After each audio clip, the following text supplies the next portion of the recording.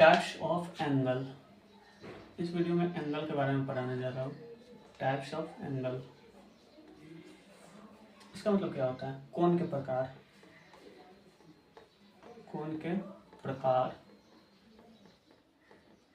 देखिए, लगभग 6 से 7 टाइप्स के एंगल होते हैं। देखिए, पहला क्या होता है? Acute angle. Acute angle, acute angle को हिंदी में बोलते हैं नियॉन कोण। एक्यूट एंगल क्या होता है?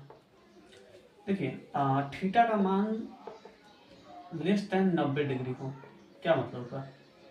कोई ऐसा एंगल जो 90 डिग्री से छोटा हो, उसी को एक्यूट एंगल बोलते हैं।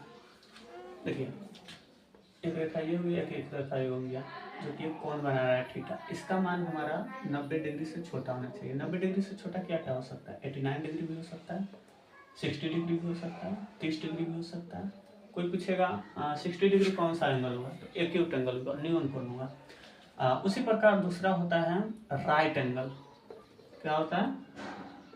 Right angle. समकोण। समकोण का मतलब क्या होता है? समकोण का मतलब होता है कि थीटा का मान 90 डिग्री हो जाए। कितना हो जाए? थीटा का मान 90 डिग्री। अब 90 डिग्री को कैसे डिनोट किया जाता है? एकदम ऐसे, ऐसे लगेगा जैसे ये लंब है, ए बी सी। देखिए, ये हमारा 90 डिग्री हो गया। तो सबसे पहले ये एंगल है 2। शुरू में यहाँ 0 से उठते हुए 90 से भी छोटा है तो एक्यूट एंगल हुआ, और 90 डिग्री पा गया तो राइट एंगल हुआ। अब इससे आगे जाएगा तो कौन सा एंगल होगा? देखिए, इसके आगे जाएगा तो ऑब्ट्यूज एंगल होगा। कौन सा एंगल होगा? Obtuse angle. अब ऑब्ट्यूज एंगल क्या होता है? थीटा का मान, कहने का मतलब थीटा का मान,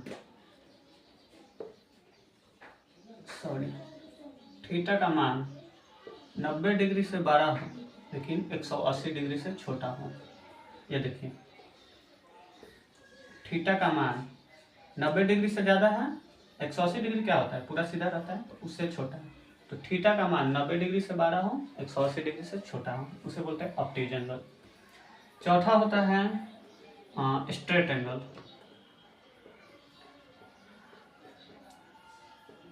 स्ट्रेट एंगल कहने का मतलब क्या है? रिजु कोण, जो थीटा का मान 180 डिग्री हो जाए। कितना हो जाए? थीटा का मान 180 डिग्री हो जाए। देखो, इसमें क्या होता है? थीटा 90 से छोटा रहता है लेकिन 0 से बड़ा रहता है, इसको बोलते हैं एक्यूट एंगल। थीटा का मान 90 डिग्री होगा उसे राइट एंगल। थीटा का मान 90 और 180 के बीच रहता है उसे ऑब्ट्यूज एंगल। स्ट्रेट एंगल में थीटा का मान 180 डिग्री रहता है, पूरा एकदम सीधा, ये वाला 180 डिग्री। चौथा हो गया। पांचवा देखिए, रिफ्लेक्स एंगल। क्या होता है?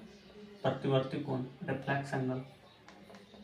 इसमें आपका थीटा का मान, ये छोटा का साइन होता है, ये बड़ा का साइन होता है।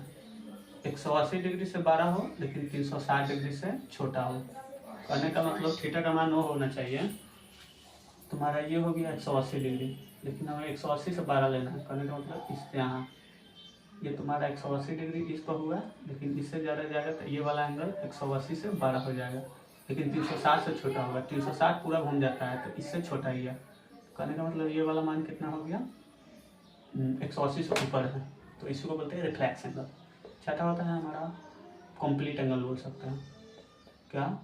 कंप्लीट एंगल, जो थीटा का मान 360 डिग्री होता है। कितना होता है? 360 डिग्री, पूरा डिनोट कर सकते हैं। ऊपर 180, नीचे 180, दोनों मिलाकर 360 डिग्री। तो एंगल 6 प्रकार के होते हैं। एक्यूट एंगल, नियॉन कोण, जो थीटा का मान 0 से 12 हो, 90 से छोटा हो। राइट एंगल, समकोण, जो थीटा का मान 90 डिग्री हो। ऑब्ट्यूज एंगल, अधिक कोण, जो थीटा का मान 90 से 12 हो, 180 से छोटा हो।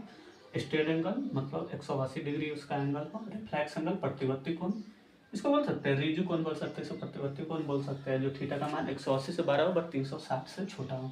और कंप्लीट एंगल जो 360 डिग्री हो। एंगल कैसे बनता है?